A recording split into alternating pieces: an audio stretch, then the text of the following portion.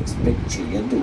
But someway నేను ఈ T shirt కాపాడినాక కూడా నువ్వు అట్లెందుకు అన్నావు అని అనిపించింది. అంటే అక్కడ నేను అందరిది అటాక్ చేస్తా అని చెప్పిన కదా నబీల్. అందరిది అటాక్ చేస్తా అని చెప్పినందుకు నేను నీది కూడా చేస్తా అని చెప్పి మర్చిపోయి వచ్చిన నీది కూడా చేస్తా అని చెప్పిన వేరే వాళ్ళు మళ్ళా తప్పు ఫీల్ అవుతారు కదా. అంటే అయ్యో అందరిది అటాక్ చేస్తా అని చెప్పిన మాత్రాల చెప్పినామని చెప్పి అందరిది అటాక్ చేసే అవసరం లేదు. ఓకే ఫస్ట్ అందరిది చేస్తా అని చెప్పినాం, దాని తర్వాత he saved me so I'm supporting him అనేది కూడా it will be right point only. So అవి అది అనలైజ్ చేయలేకపోతుంది, అది క్యాలిక్యులేట్ చేయలేకపోతాను.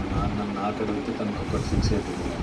అందరు గ్రూప్ ఆ గ్రూప్ ఇరగొట్టాలి కోసం ఇవన్నీ కట్ చేస్తున్నాం అన్నట్టు ఫిక్స్ అయింది.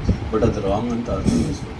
ఎందుకంటే చెప్పిన తర్వాత చేసుకుంటే అప్పుడు అయితే నిజమే చేసుకుంది మనం అనుకుని నిజమే అని ఫీల్ అవుతారు. కానీ గ్రూప్ గేమ్ ఎక్కడ ఆడాను, గ్రూప్ గేమ్ ఆడాను. నేను చెప్దాం అనుకుంటున్నాను. ఎందుకు ఒక పాయింట్ ఆఫ్ వ్యూలో అందరికీ డైరెక్ట్గా కూర్చొని చెప్పింది నేను అందరికీ చెప్తాను. ఇప్పుడు నువ్వు నాకు చెప్తా అంటే నీదెందుకు సేవ్ చేయాలి?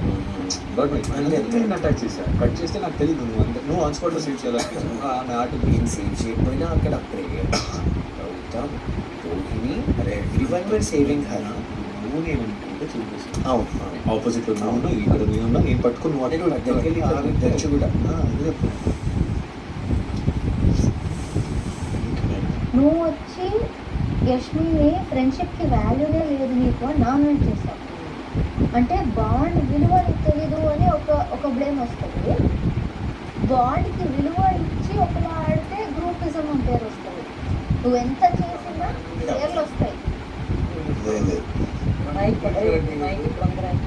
ఇండివిజువాలిటీ